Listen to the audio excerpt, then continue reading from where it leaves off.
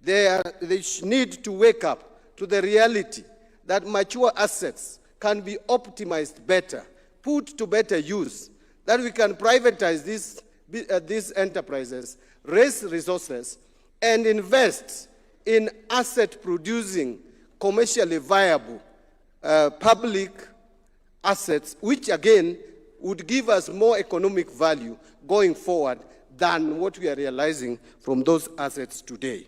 Holding equity preserves ownership, and that is a basic lesson in a finance classroom. But it may not deliver the highest social return when the economy urgently requires infrastructure investment. And this administration has realized that.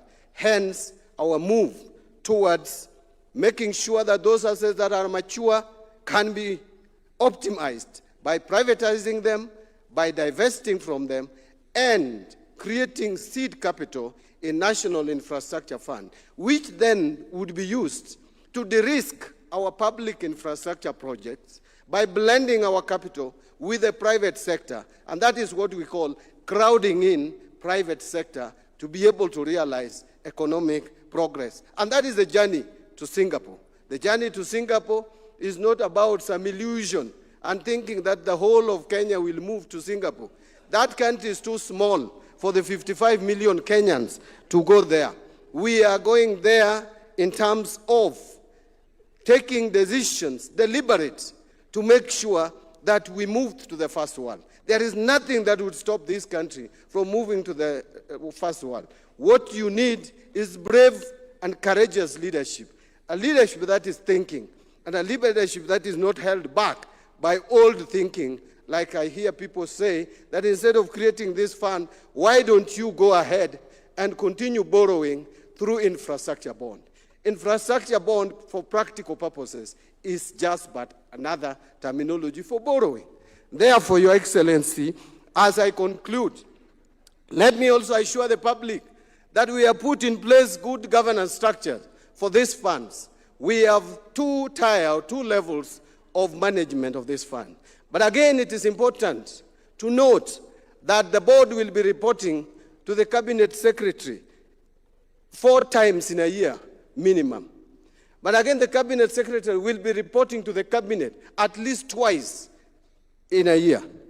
And again, we will be reporting to the National Assembly, which is the people's representatives, oversighting this fund at least once a year. And nothing stops National Assembly from inviting those who are managing this fund anytime, any day. They can even invite us to explain the operations of this fund 365 times in a year, which means every day we can go to the National Assembly and explain the operations of this fund.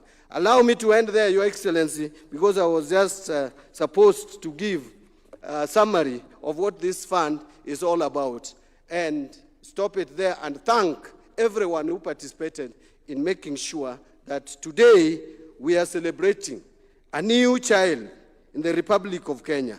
The National Infrastructure Fund has just been born. Thank you very much. Thank you, Waziri. Your Excellency, next allow me to now invite Dr. Jose Akili, CEO, CPF, to come and make some brief remarks. And as he's coming, just an amendment, Mr. Samaila Zubairu is President and CEO, Africa Finance Corporation, and Ms. Mary Porter is Regional Vice President for International Finance Corporation. A clap for Bwana Akili as he's coming to make some brief remarks. Welcome, sir.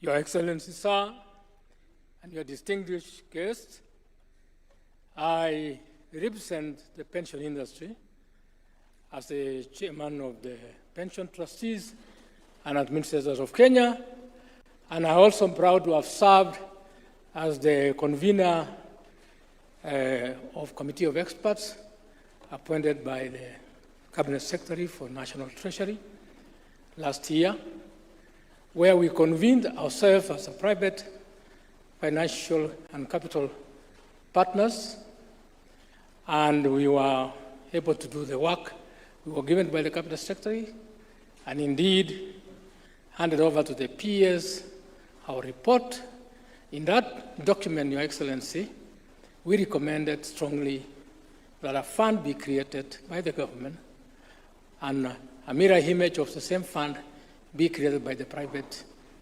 parties who are here, so that we can be able to blend the finance and be able to achieve national development. I want to say, Your Excellency, I would remind you that the first time when you became president at the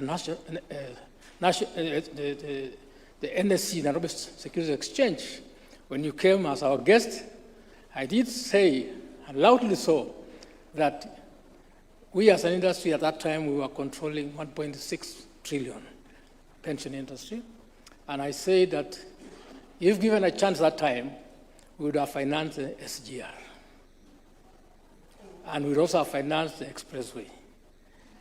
And I know it was just baffling for you, but now I stand here to tell you that because of the initiatives you introduced, including the strengthening the NSSF, we have now managed to reach 2.81 trillion in assets in the pension industry.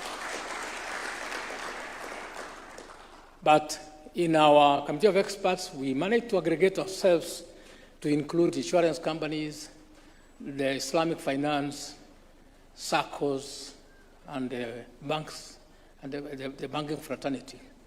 And we are ready, sir, to continue that engagement, and we'll be asking for more collaboration and opportunities to engage and be able to do these things.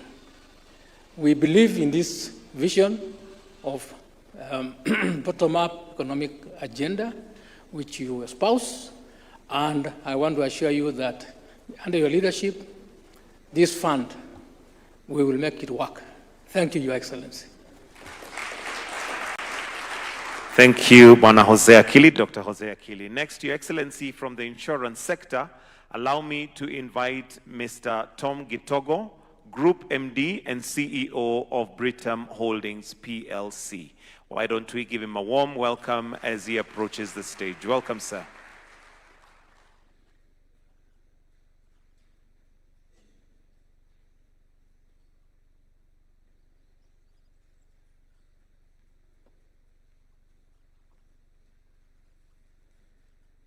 Your Excellency the President, honorable and distinguished guests here this morning, and my colleagues from the industry. Your Excellency, this framework, as was said before, has worked very well in other jurisdictions. Most developed countries can trace back to some of their achievements to this arrangement. It is akin to investing in factors of production, which increases the productivity of our country and various communities, and also increases, therefore, the competitiveness of our country. The governance around this fund allows long-term funds such as pension schemes under the RBA, some of the collective investment schemes under CMA, and life insurance companies under the IRA to optimize some of the opportunities that this fund will bring. So this allows us to participate in the growth of our country, and it is this growth that will then widen the private sector and again enable us to invest some more. So we will collaborate, and I can't wait, Mr. President, to see my peers and colleagues in the industry take part in this fund. Congratulations, everyone, and good morning. Thank you, sir. Next, we move to the banking sector. And Your Excellency, to start us off on that section, Mr. John Gashora, Group MD, NCBA. Give him a warm clap as he's coming as well. Karibu sana, Bwana Gashora.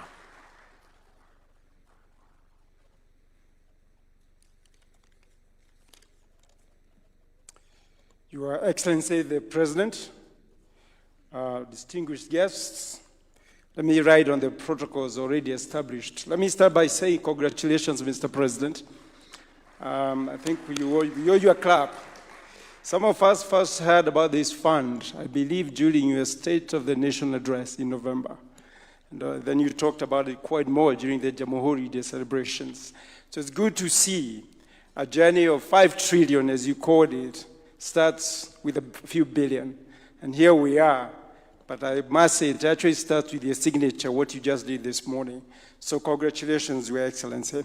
I think the question a lot of the banks would ask is when you talk about Kulalu, for example, Waziri, are those investable projects for the banks? And as I was reflecting about this, I just want to give you a quick story. In my previous life, I worked for a bank called Credit Suisse, and may it rest in peace, because they died, unfortunately. But one of our CEOs of the investment bank then, called Credit Suisse First Boston, was a man called Bayo Ogunlesi, and I'm sure my friend from Nigeria would know that name quite well. So when Bayo Ogunlesi left Credit Suisse, I was still there, he started a fund he called the Global Infrastructure Partners, LLC. And we all asked ourselves, isn't that the work of government? Your Excellency, today that fund owns most of the airports in the UK, owns a lot of railways, owns roads, and all kinds of other projects, and is now worth $200 billion, that same fund. And recently was bought by BlackRock. So what I'm trying to say is that there are serious investable projects that we banks would be more than happy to participate and work with the national government on. Having looked at the bill, I want to also thank the Parliament. I think they have done a fantastic job to address the key issue that we worry about, which is governance. I think your President, your government has put a lot of effort to make sure that the governance of this fund meets what we as a private sector would like to see. So really for me is to congratulate you, say that the journey of 1,000 miles starts with one step. We have started it, and we'll walk this journey with you. Thank you very much. Next, within the banking sector, Your Excellency, allow me to invite Mr. Paul Russo, CEO KCB Group Limited. Karibu sana, Mr. Paul Russo. We can welcome him with a clap as well.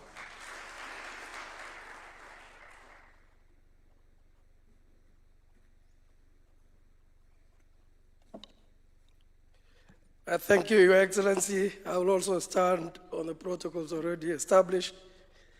Your Excellency, when I stand here, I don't know whether I should represent the Kenya bankers or KCB, because I'm the chairman of Kenya bankers. So let me represent both, Your Excellency. I think John has touched one of the key items that I wanted to mention, the governance structures, because banks will really look at the governance structure. So thank you again to your government, to Parliament, for making sure that this fund is correctly structured. We thank you. Your Excellency, on KCB, I think I just want to mention a few points, because if I miss this platform for KCB, I would have failed. On G2G, KCB issued LCs of 1.07 trillion. Not a single shilling lost. If you bank, if we structure elements correctly, we will fund as banks, and we'll come through, Your Excellency. I think if you look at Lindsay Finco, the first securitized, working with CPF and all other parties, Your Excellency, listing it at 44.7 billion to fund the stadium, Your Excellency. It's an amazing way to work together. Your Excellency, I also want to mention a number of bridging facilities. Honorable Chirchir is here to try and unlock NPLs. For a long time, banks were stuck with non-performing loans from construction companies. Securitization of the roads levy has unlocked the non-performing loans for banks, Your Excellency. I think I will also want to mention the famous subsidy, Your Excellency. When people, and I want to tease my governor for Central Bank, we say food inflation is down. Banks have been there for making sure that we have fertilizer at the right time under the government subsidy for fertilizer, Your Excellency. So we do make a lot of contribution as banks. Beyond the border, Your Excellency, KCB, led the transaction for Bugesera Airport in Rwanda. So when we struggle how to fund the airport, Your Excellency, invite banks. We will work together with this fund to be able to sort out our infrastructure.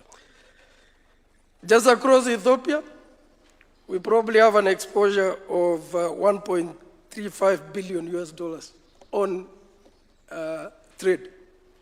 Not a single shilling ever lost. So we power the region, Your Excellency. When I come back to banking, it's very important, Your Excellency, that the private sector is involved. We want to participate. We request your government to continue inviting us to the table. We've seen that, coming through. We as a banking sector are willing to fund commercially viable projects, and we will definitely show up. Finally, Your Excellency, on the infrastructure fund, as we congratulate yourself, we assure you that we will bring our own expertise to the table as banking sector to find ways to work together. And I want to mention a few partners that are on this table. Afri-Exim, Your Excellency, we work together to provide solution. TDB, work together to provide solution as banking sector. IFC, big time, work together. AFC is on the table, Your Excellency. So we've got partners. We are local. We understand the local market. We have capabilities to bring those partners onto the table and take risks together. If local banks take a step forward, other partners will come to the table because we can put our skin in the game. I thank you, Your Excellency. Thank you, Mr. Paul Russo. Next, Your Excellency, we'll hear from Mr. Samaila Zubairu, President and CEO, Africa Finance Corporation. A clap for him, please.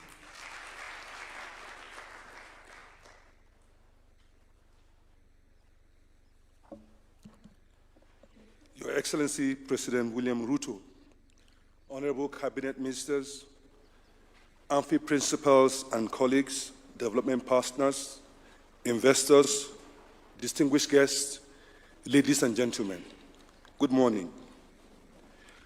Across history, nations that transform their destiny do so at moments when leadership chooses to build the future rather than wait for it. Today is one of those moments. Your Excellency, let me therefore begin by congratulating you, the government of Kenya, and the people of Kenya on the signing into law of the Kenya Infrastructure Fund. Moments like this matter because they signal something deeper beginning to take shape across Africa. For too long, Africa's development has often been spoken about as something that will happen someday, when conditions are right, when foreign direct investment improves, or when the world suddenly becomes fairer or turns attention to us. But history teaches us different. Nations do not develop because conditions are perfect. Nations develop because leaders make the deliberate decision to build. This is the significance of today. Today is not simply about a new fund. It is about a decision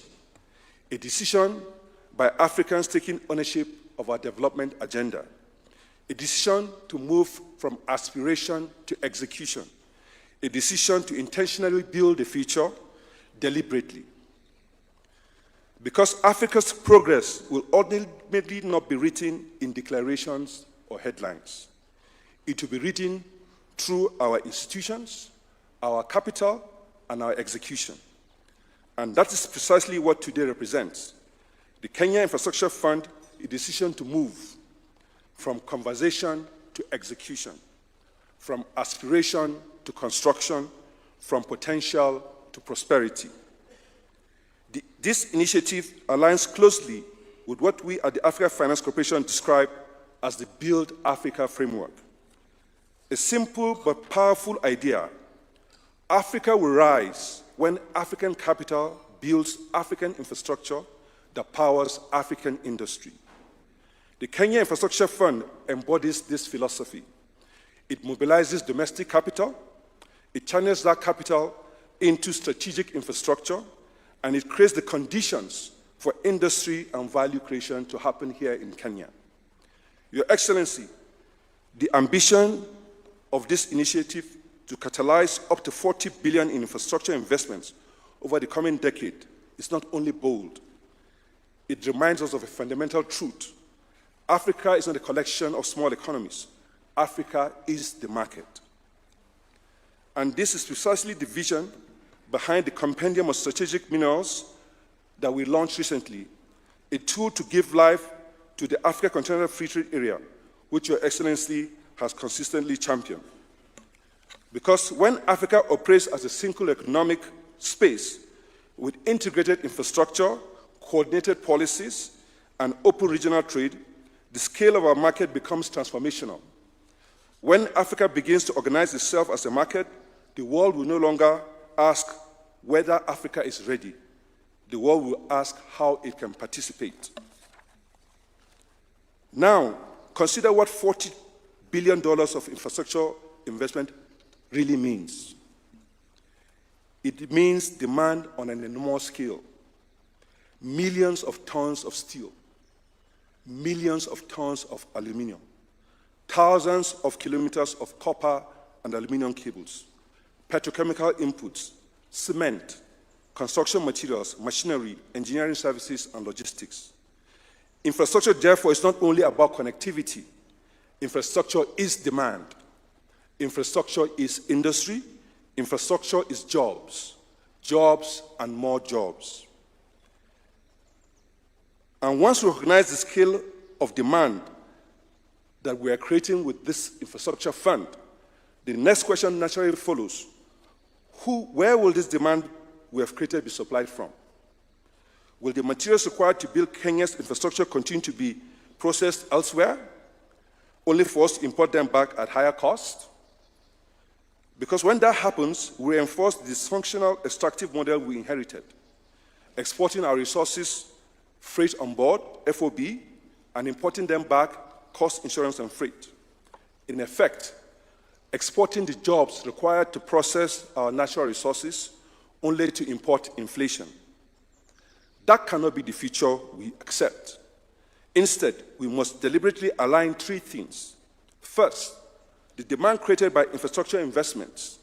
Second, the infrastructure required to process resources efficiently, particularly power, bearing in mind Kenya's remarkable advantage in renewable and green energy, together with transport and logistics. And third, the resources themselves, here in Kenya and across the wider region. When these three come together, supported by regional coordination and policy certainty, infrastructure becomes more than connectivity. It becomes industrial policy in action. Your Excellency, perhaps the most powerful element of the Kenya Infrastructure Fund is its potential to mobilize Africa's domestic capital. Across our continent today, domestic capital pools across banks, insurance funds, pension funds, central bank reserves, public development bonds, is over $4.4 trillion. So, what this means is that Africa is not short of capital. What we have lacked is the organization of that capital. Consider Kenya. Kenya's pension industry and insurance industry manage over $30 billion in assets. I mean, Dr. Kili talked about it in trillions, in shillings. Allow me to talk about it in dollars because I'm not getting used to the national currency, but I'll soon get used to it since I'm going to open up office here. Let me also use this moment to recognize the important role played by institutions such as CPF.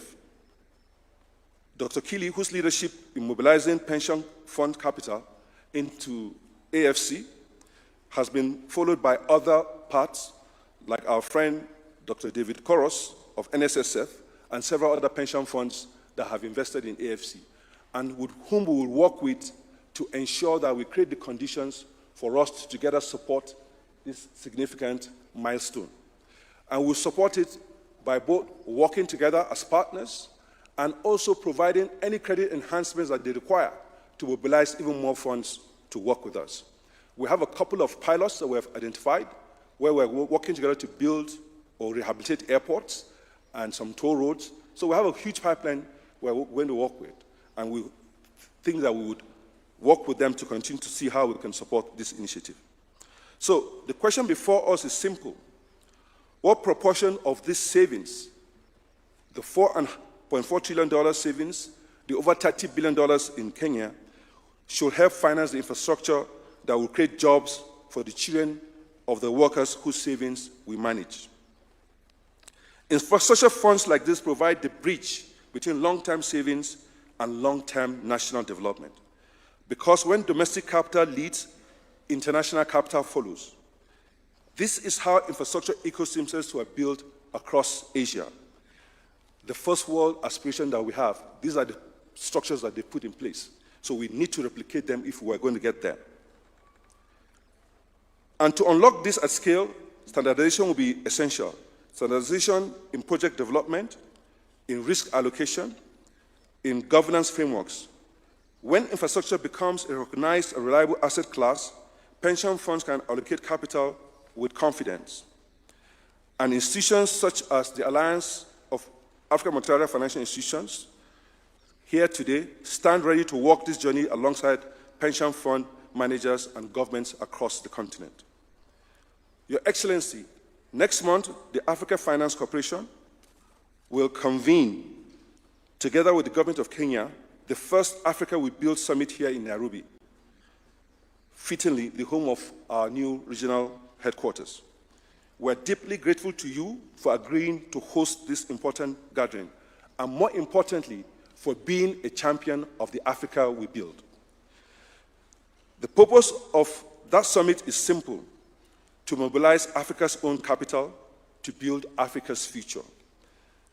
Because the challenge before Africa is not the absence of capital, it is the organization of that capital.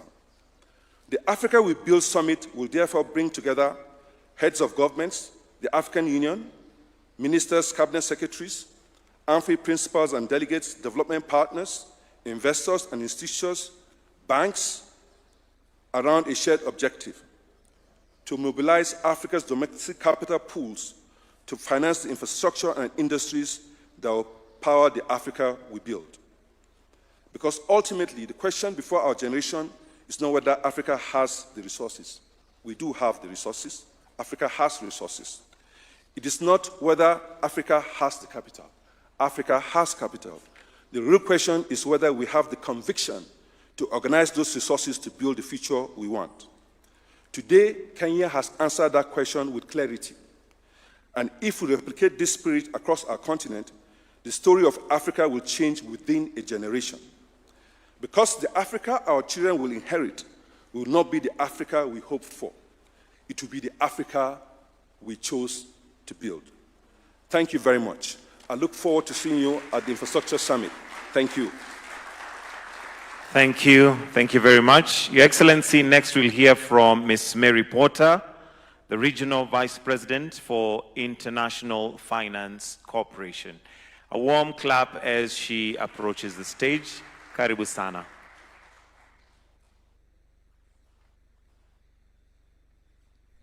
Your Excellency, President Ruto, honorable ministers, colleagues from government, fellow development finance institutions, and our partners in the banking sector, pension funds, sovereign wealth funds, and other institutional investors.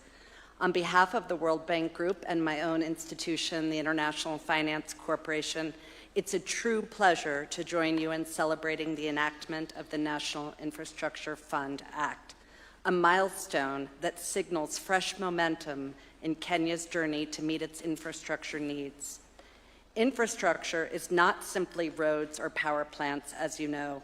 It's the platform that allows economies to function, encompassing transport, energy, digital connectivity, as well as the regulatory frameworks that sustain them. We see that where infrastructure works, industrialization accelerates, trade expands, and jobs are created. Experience from similar funds around the world show that clear objectives, strong and independent management, and openness in decision-making can build trust and attract investment toward initiatives that serve national priorities and benefit communities.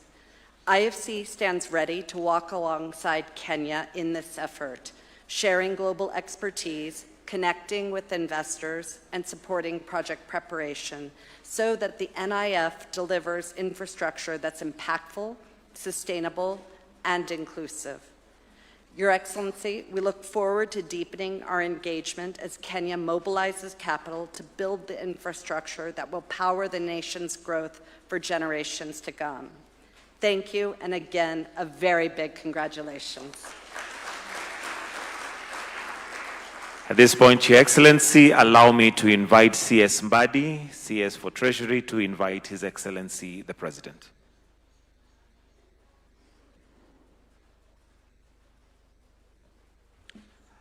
Distinguished delegates, kindly rise up and we put our hands together to welcome His Excellency the President, Dr. William Samoei Ruto, the President of the Republic of Kenya. Thank you very much. Let's take our seats.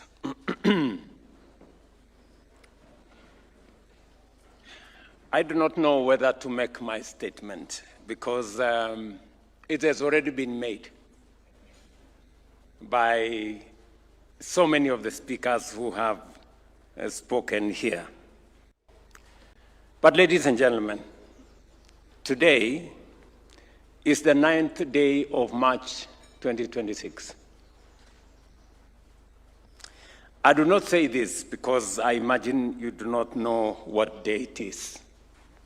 I say it because I want there to be no doubt about the significance of this moment.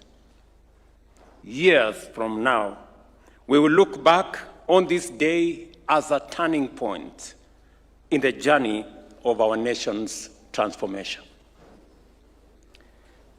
Today, I have signed into law the National Infrastructure Fund. For too long, Kenya has been a nation of great ambition without the financial resources to match it. We have known that what we must build, including roads, railways, ports, power, housing, and irrigation, yet too often, the means to achieve them remained beyond our reach. But Kenya has never been a nation defined by limitation. The generations before us fought for independence, democracy, human rights, and the rule of law. Because of them, we live under one of the most progressive, democratic, and open societies in the world. Our Constitution guarantees healthcare, housing, food, water, education, and social security as fundamental rights, but rights written on paper must be delivered in reality. That conviction gave rise to the bottom-up economic transformation agenda, the belief that our nationhood remains incomplete so long as millions are excluded from economic opportunity.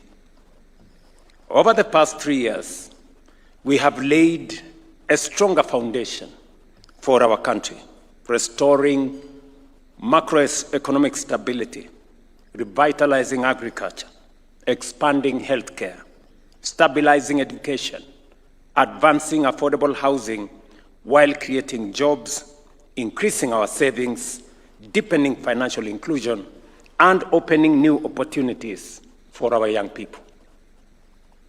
Today, Kenya stands on firmer ground, but the next stage of our journey demands more skill, more investment, more infrastructure, and above all, a new way to finance our development.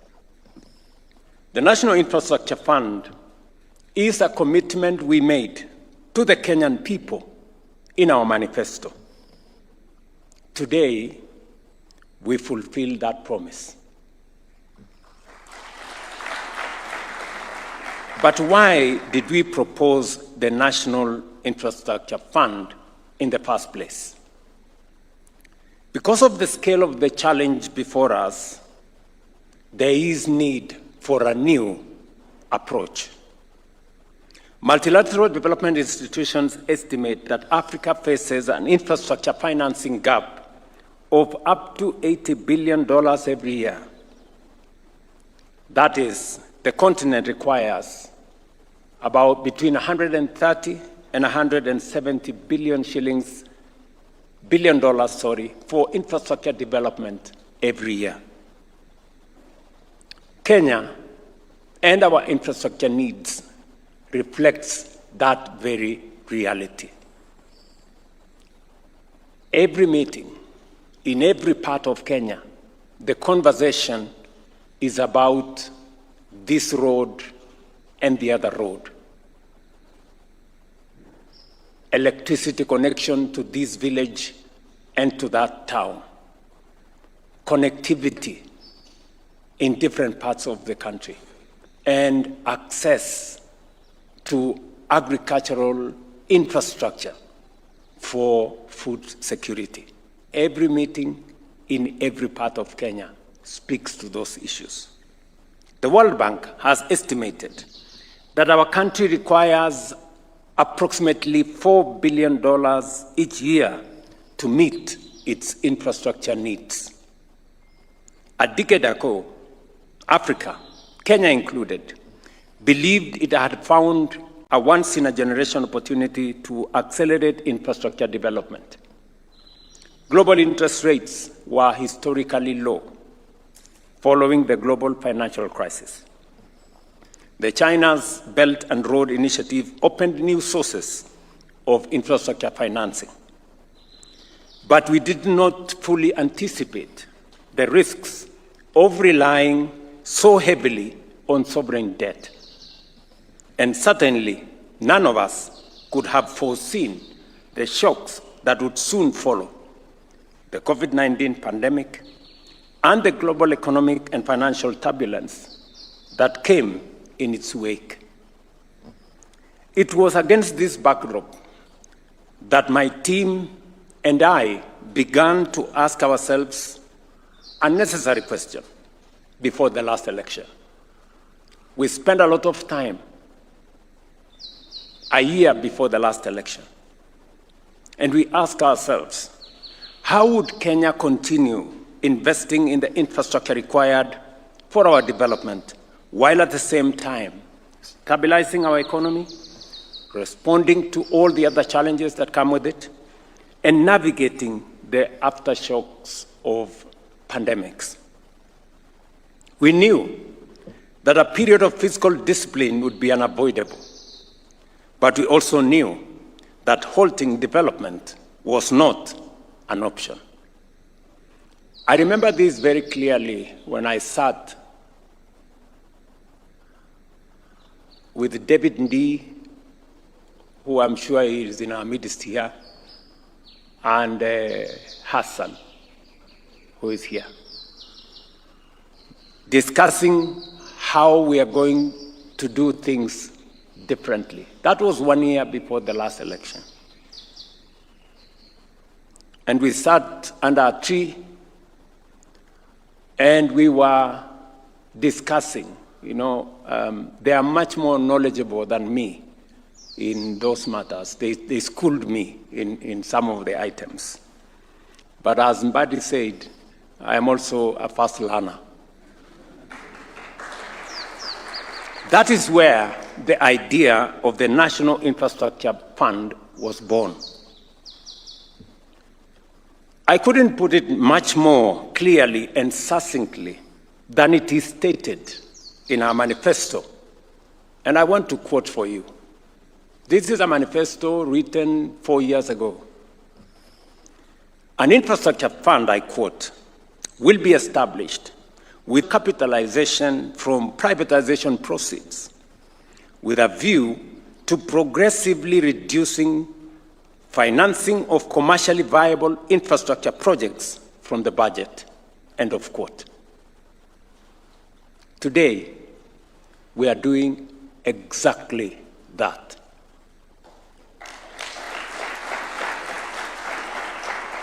The National Infrastructure Fund is here, and tomorrow in the morning at 8, I will be at the NSC to ring the bell of the Kenya Pipeline IPO and raise 106 billion Kenya shillings that will be the seed money for the National Infrastructure Fund.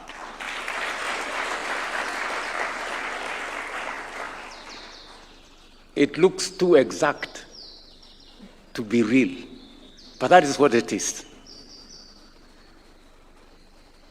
We would have moved earlier, but as many of you know, our privatization initiatives encountered some headwinds.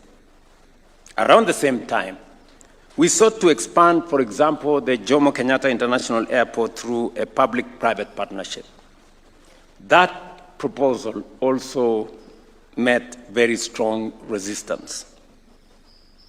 Today, I am pleased to announce that the expansion of the Jomo Kenyatta International Airport will be the first major project financed through this new model of financing under the National Infrastructure Fund. Just so that you know, and again, it looks too exact to be real, we just announced the contract for the expansion of Jomo Kenyatta International Airport. Between 15 and 20 billion shillings from the National Infrastructure Fund, from the proceeds of the Kenya Pipeline IPO, will go to financing the seed money for the expansion of Jomo Kenyatta International Airport. We will put in our 15 or 20 billion, pension funds, insurance companies, other collectives. You have the opportunity to invest. We are not talking about next year. We are not talking about in August. The opportunity to work with us in the National Infrastructure Fund is as soon as next month. So the opportunities you have been looking for to invest in commercially viable public infrastructure projects is right here. And our skin as government will be the first one in the game. You will come, and then others will come. As Kili said, this is one of the things they told me when I first appeared at the Nairobi Securities Exchange. It's taken a bit of time, Mr. Kili, but now we are here. See you in the game.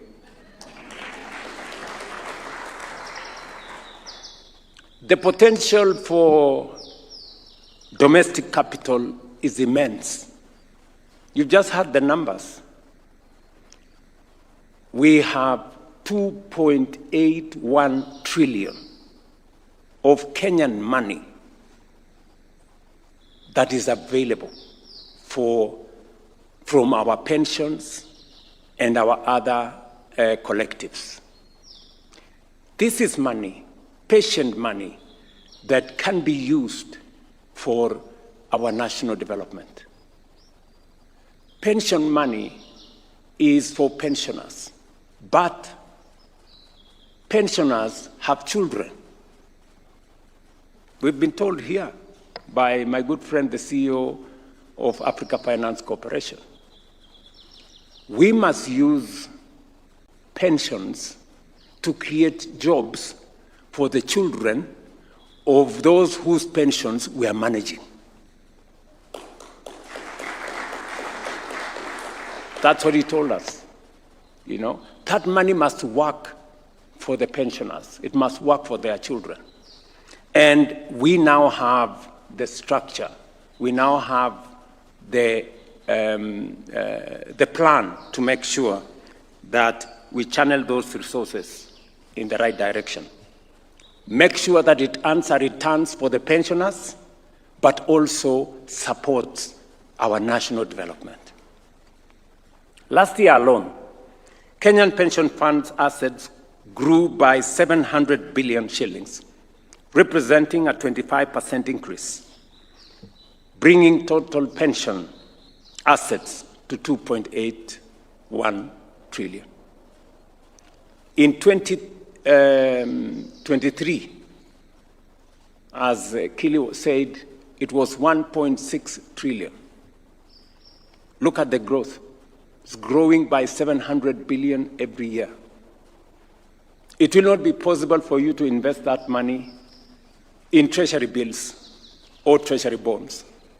We have to look for new asset classes for us. And I want to ask the people in that space to begin to think about new asset classes and to eliminate restrictions that are put on pension money to invest in other asset classes that gives a return, but also helps grow the nation and grow the economy. The annual growth of 700 billion shillings, equivalent to roughly $5.3 billion, exceeds the World Bank's estimate of our total annual infrastructure financing requirement. The National Infrastructure Fund provides a mechanism to channel these long-term savings directly into infrastructure investments. Mobilizing domestic capital will help us solve three major challenges that arise when development depends excessively on foreign financing.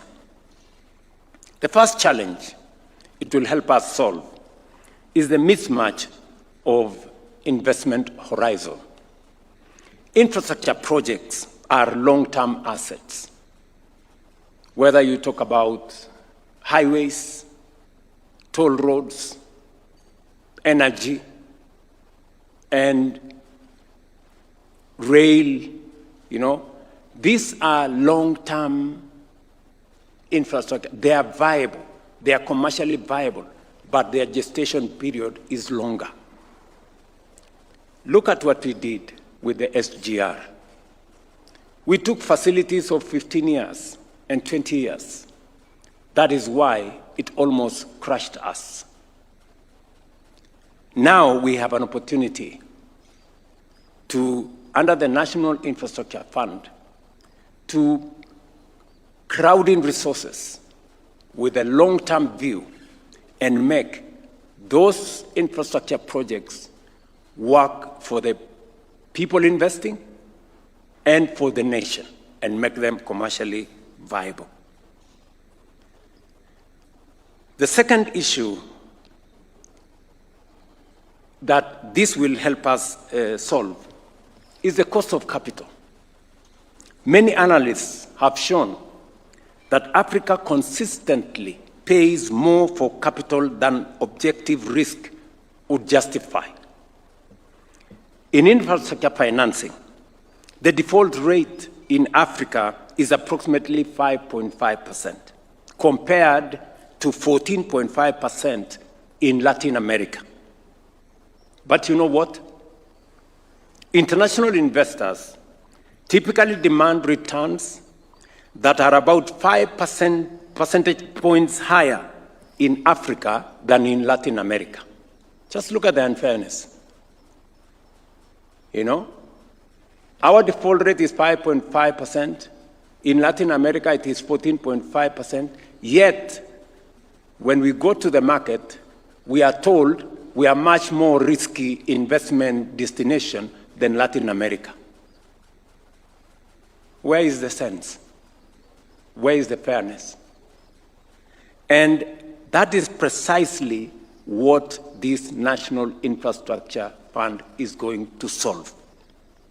This perception bias alone is estimated to cost the continent up to $4 billion each year in additional interest payments. Payments we shouldn't be making.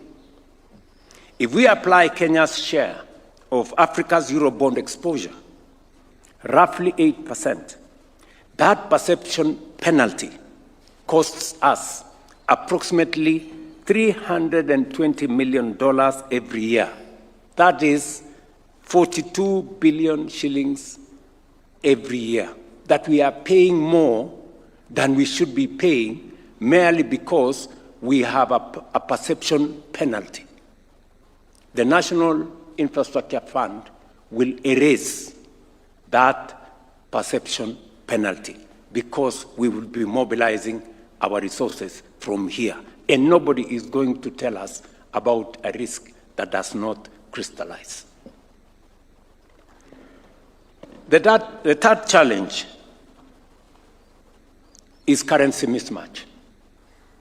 When infrastructure is financed in foreign currency while the revenues are earned in Kenya shillings, exchange rate volatility introduces significant risk.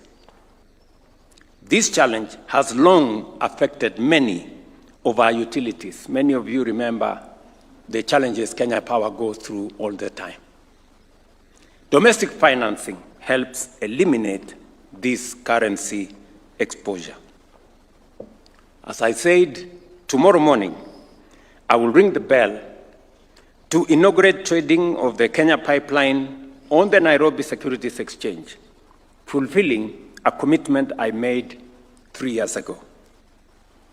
Kenya Pipeline Company IPO has generated 106 billion shillings that will be used to capitalize the National Infrastructure Fund. Our goal is to leverage this capital at least 12 times, mobilizing up to 1.2 trillion shillings for infrastructure investment. Over time, this model will enable Kenya to mobilize close to 5 trillion shillings in infrastructure investments over the next decade. And that is why all of us are talking about over the next generation. Previously, this asset would have provided the National Treasury with a dividend of about 5 billion shillings annually. That's exactly what John Mbadi was saying. This asset of Kenya Pipeline, we would be receiving a dividend of 5 billion shillings every year. But look at what it is going to do. The maximization of this mature asset is going to do maybe 20, 30 times what the 5 billion shillings will do for us every year. And that is the genius in rearranging and reorganizing our resources in a manner that it works best and we maximize their output and benefit and create much more impact than it currently is creating.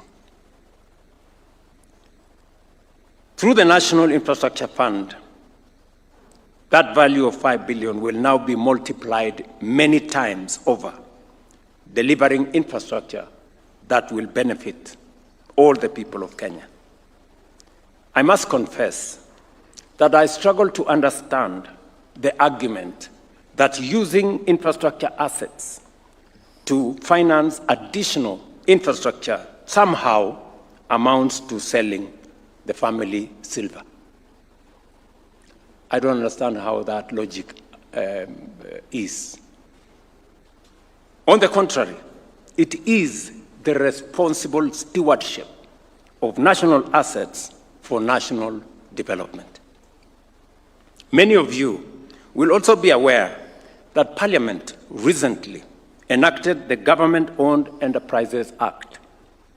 This legislation provides modern legal framework for commercializing government enterprises and ensuring that they operate according to the highest standard of corporate governance. This is what our friends from the banks were telling us. I want to assure you that the National Infrastructure Fund and all the other government-owned enterprises, we have made a decision that these assets will be these parastatals and government agencies will be run on the same principles as the private sector, if not higher. That is our commitment. We have made the decision that these commercially viable agencies and enterprises will not be run by people with political connection. They will not be run by politicians who have not succeeded in their quest. They will not be run by people who have not been subjected to competitive recruitment.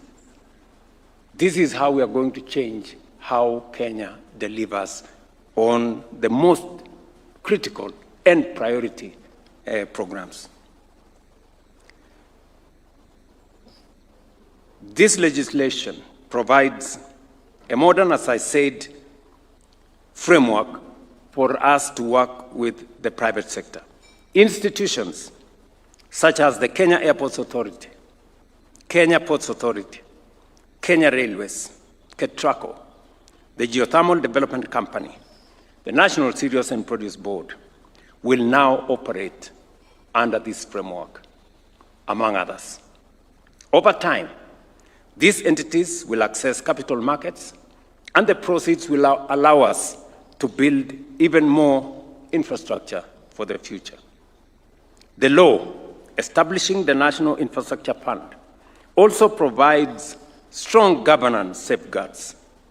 It establishes a governing council responsible for strategic oversight, strengthens the professionalism and independence of the fund's board, and ensures parliamentary oversight in its investment policy to guarantee transparency, accountability, and the prudent stewardship of public resources. Finally, let me emphasize that the National Infrastructure Fund is not an experiment. It is a model that has been adopted successfully around the world. Examples include the Nigeria Infrastructure Fund established in 2011, the Ghana Infrastructure Investment Fund in 2014, India's National Investment and Infrastructure Fund in 2015, the Canada Infrastructure Bank in 2017, the United Kingdom's National Wealth Fund, and the South Africa's Infrastructure Fund. We have drawn lessons from all these experiences. I remember we sat down here with many of the people who have developed these funds. IFC was on the table with us. I have had conversations with my good friend Tadesse on this. And Tadesse, 2.5 years ago, encouraged me, Mr. President, think about owning your own horse. And the horse he was talking about is the National Infrastructure Fund. Thank you very much, Tadesse, for your insights. You know, he's a pastoralist, so the horse. I want to thank our development finance partners, including the World Bank and the International Finance Corporation represented here today, who have supported us in designing this framework. The statute we have signed today specifically allows the National Infrastructure Fund to leverage the technical expertise of development finance institutions of which Kenya is a member. The National Infrastructure Fund will help us, number one, prioritize what is important to us. Number one. Number two, structure our priorities and make them or package them into investable instruments. That capacity, as was said by our banks here, the banks will come in, our DFIs will come in, so that together we can build the capacity to be able to structure what is priority for Kenya into investable instruments. And number three, we will be the first in. We have the resources to either de-risk or to participate in making sure that other investors see us in the equation rather than us encouraging them to be in the equation. Indeed, I must acknowledge that without the responsiveness of our regional and global partners, including the Trade and Development Bank, Afri-Exim Bank, the Africa Finance Corporation, the Africa Development Bank, the World Bank, Kenya would have faced far greater difficulty navigating the global financial turbulence of the last 2 years of my administration. And these good people have been friends to us. We've had very difficult conversations sometimes, but we have been candid and we've been open in our conversations. This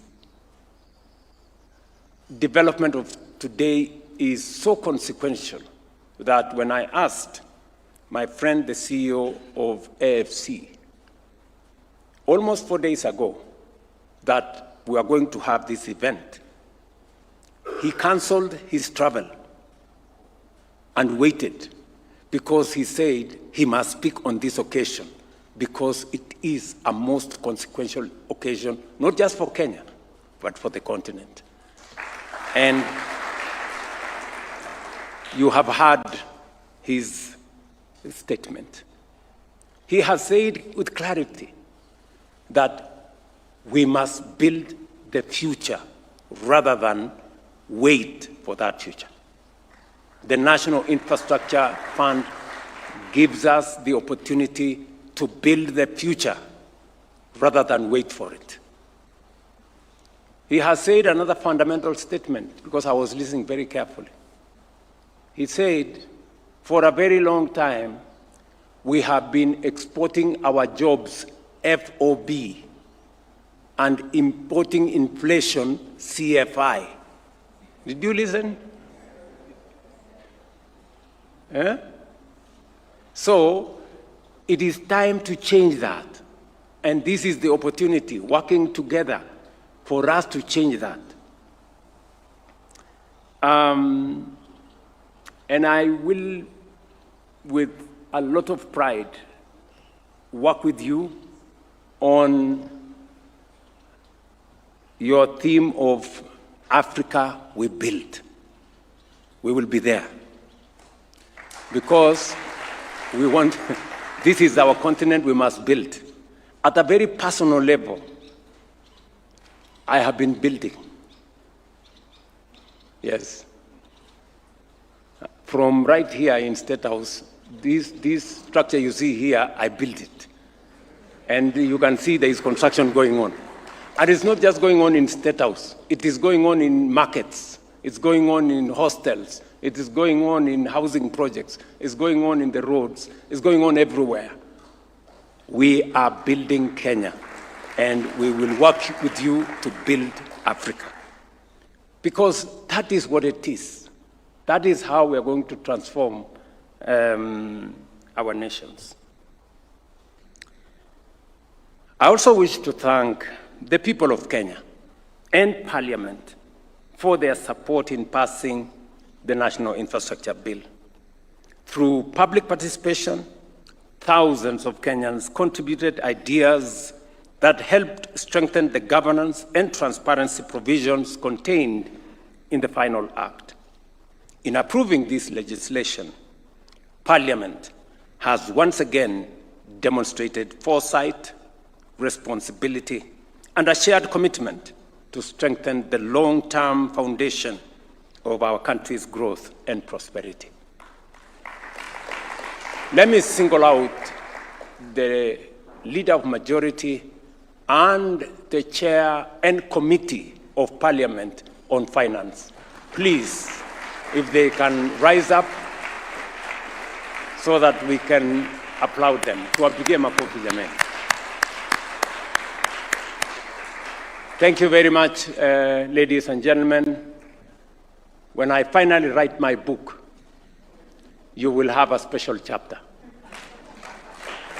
Because what we are doing today is very, very consequential to the development of our great nation. Today's moment, therefore, represents more than a creation of a fund. It represents a new chapter in how Kenya finances its future.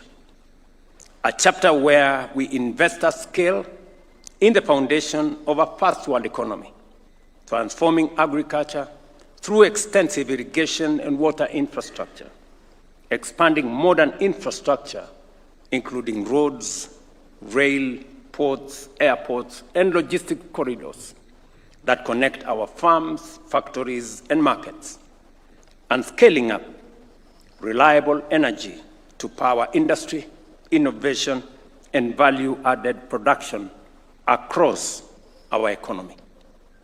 A chapter where our ambition is matched by our capacity. A chapter where the savings of Kenyans today build the infrastructure of Kenya's tomorrow. And a chapter where development is not postponed for tomorrow, but financed confidently today. Let me conclude by saying today is a most important day for me. You know, when I see us moving from the discussions we've been having, when I listen to what the private sector is doing, and I want to associate myself with what the banks have said. You know, when we asked our local banks, when we had a crisis of fuel in Kenya, we didn't have oil products in Kenya because we had serious shortages. And we asked banks to step in so that we can create a G2G framework. Some banks were shy, understandably so, but some stepped up. Today, I am very proud of the contribution of Kenya Commercial Bank.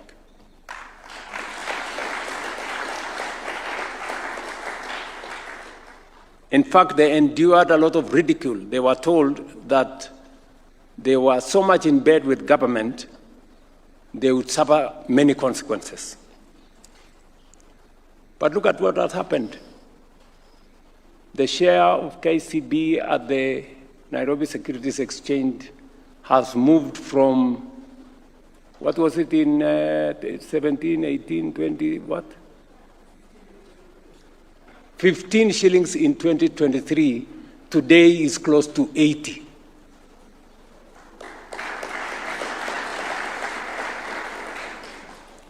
That is what happens when you work with government in a structured manner. And friends, we are not mad and we are not fools. We know what we are doing. And we want to do it with you. We want to work with you. I am very happy that many of our banks now believe in what we are doing, and many of them are stepping forward. I want to encourage you that we will be prudent, we will be responsible, we will be transparent as well. And we want to have a candid conversation with our financial institutions, because we must together be prudent in the management of the resources of our nation. We don't have a nation that belongs to the private sector, neither do we have one that belongs to the public sector. We are one, and therefore we will work together. Let me say one more thing. Lindsay Capital worked with us in raising resources for the building of Talanta, one of our very big stadia that will host AFCON next year. I saw a gentleman say that, William Ruto and the government, they have already pledged for 15 years money from our resources to build Talanta. Yes, we have. That's correct. That's what we have done. But I want to ask the question. The last 15 years, what has that fund done? Do you have anything that you can see that that fund has done for the last 15 years? Nothing. Cabro here, a gate there, some other money stolen at the corner, others appropriated at another place.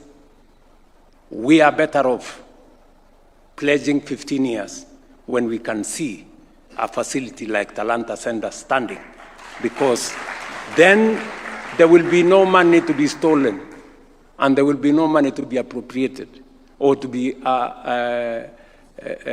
misappropriated, because the money will be locked up in an asset that we can see. That's the whole difference.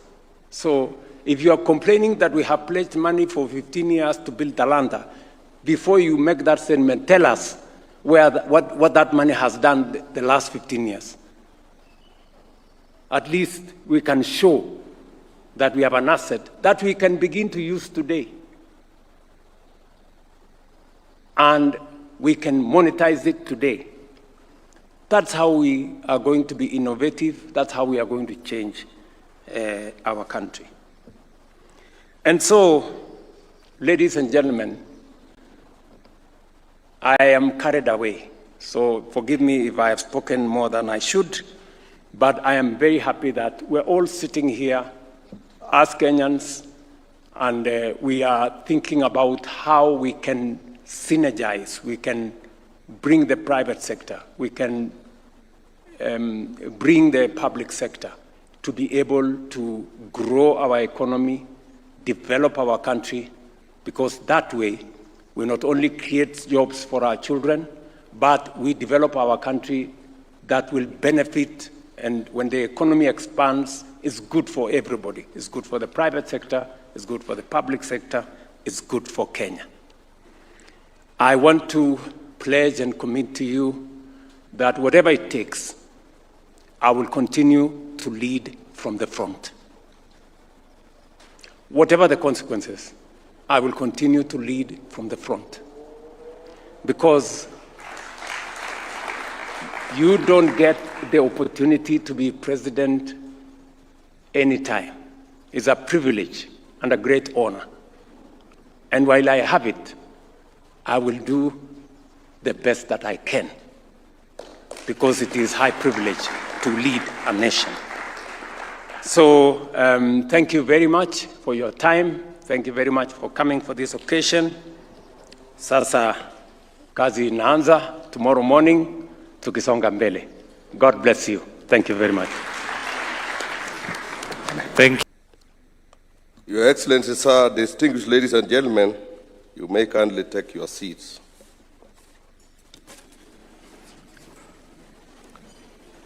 Your Excellency, the President, the leadership of Parliament as led by the Speaker of the National Assembly, the Cabinet Secretary for the National Treasury, and all Cabinet Secretaries present, representatives of our development partners, Chief Executive Officers of financial institutions present, Principal Secretaries present, distinguished ladies and gentlemen, good morning and welcome to this historic presidential Assent ceremony.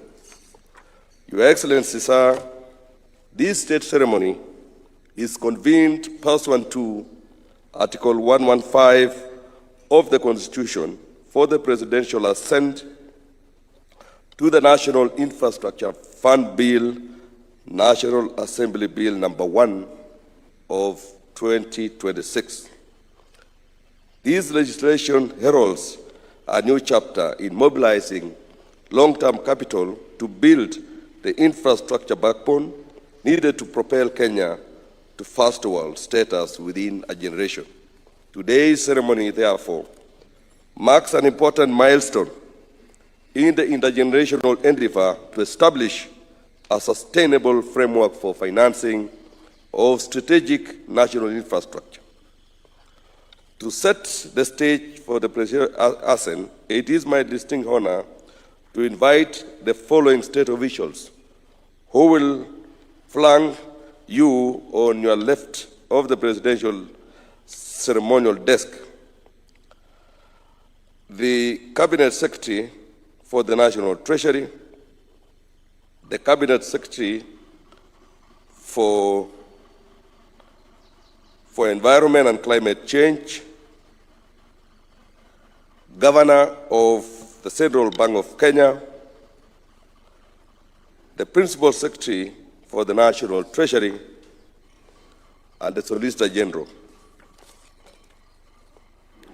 On the right, we'll have the parliamentary leadership led by the Speaker, Majority Leader, Chairpersons of the Departmental Committee on Finance and National Planning, the Majority Whips, Deputy Majority Whip,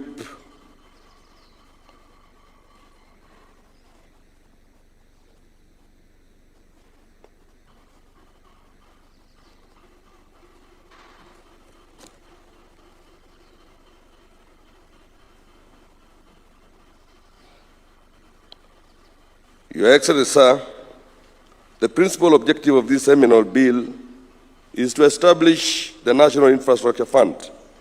The fund is designed to mobilize private capital from non-traditional sources of infrastructure finance, including domestic pensions fund, collective investment schemes, sovereign wealth funds, and climate finance. This institutional framework is expected to reduce reliance on public debt in financing commercially viable infrastructure investments while strengthening national capacity for the origination, structuring, and execution of large and complex infrastructure projects. This landmark legislation further defines national infrastructure eligible for support under the fund to include projects such as national highways, railway networks, airports, seaports, and electricity generations, transmission and distribution infrastructure, among others. As part of the nation's accountability framework and in keeping with the global best practices, the fund will be governed through a two-tier governance structure.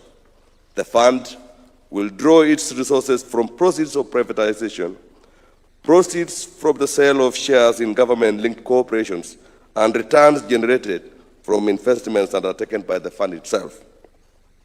This legislation, therefore, represents a significant step in addressing the constraints in physical space while creating a sustainable institutional mechanism for financing Kenya's long-term infrastructure needs. Your Excellency, sir, with the National Assembly having discharged its constitutional lawmaking mandate in enacting this important legislation, it is now my most humble duty to petition Your Excellency, as head of state and government, to exercise the authority conferred upon you under Article 115 of the Constitution and assent to the National Infrastructure Bill 2026 into law. Your Excellency, sir, with your kind permission, I now invite the Clerk of the National Assembly to present the vellum copies of the bill for your consideration and assent. The Clerk.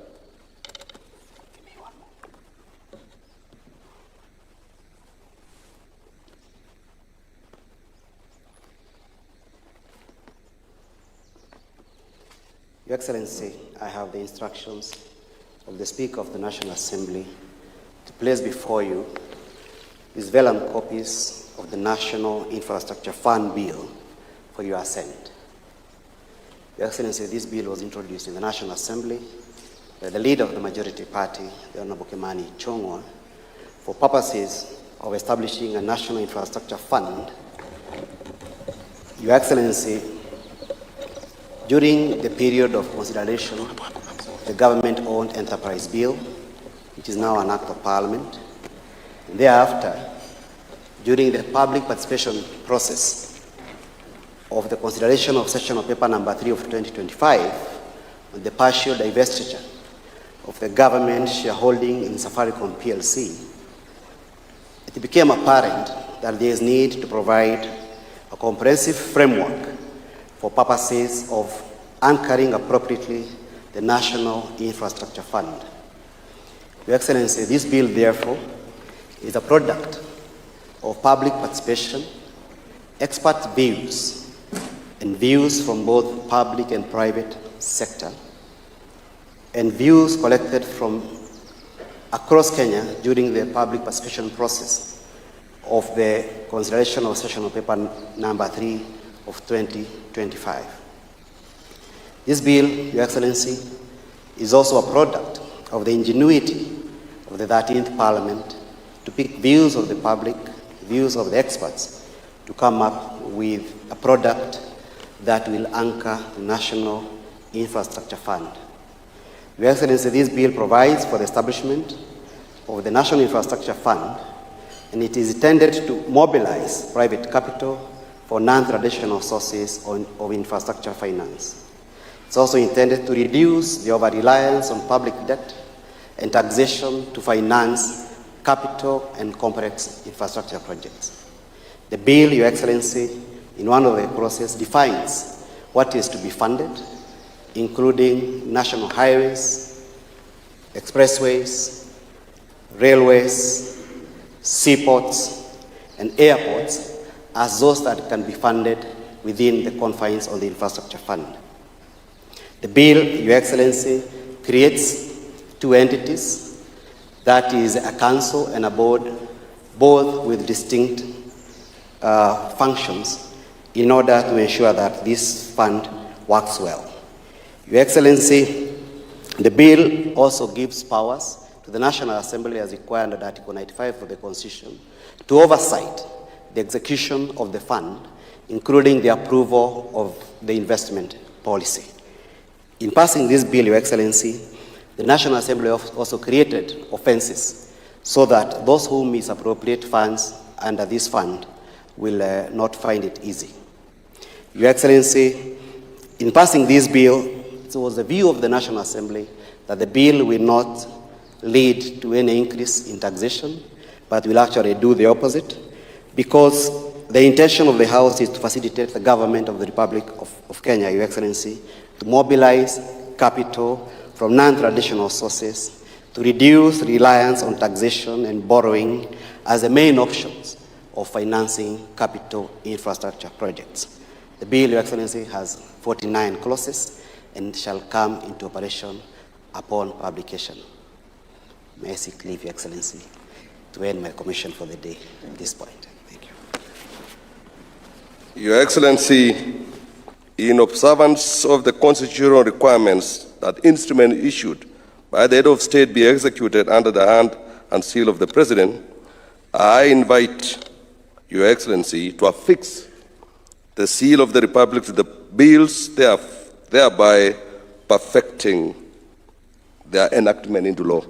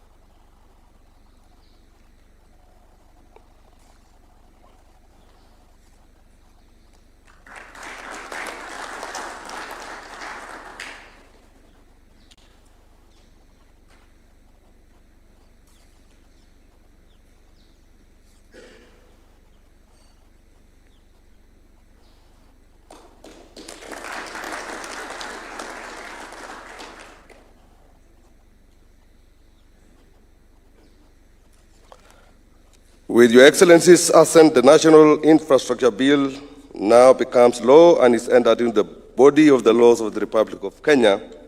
Through this enactment, the nation's journey towards first world status is firmly placed on course. Your Excellency, as we draw this ceremony to a close, may I most graciously invite you to present a signed copy of this act to the witnesses on your right, on your left, and thereafter your witness on the right.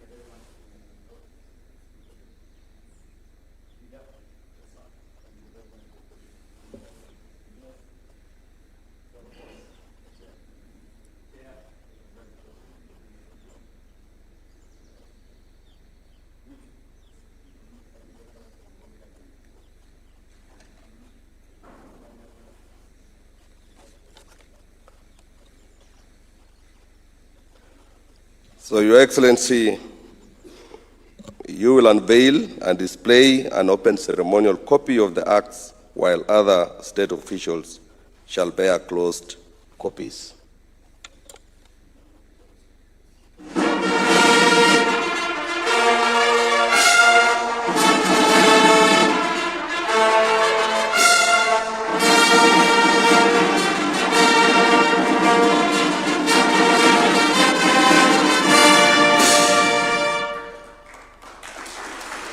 I thank you, Your Excellency.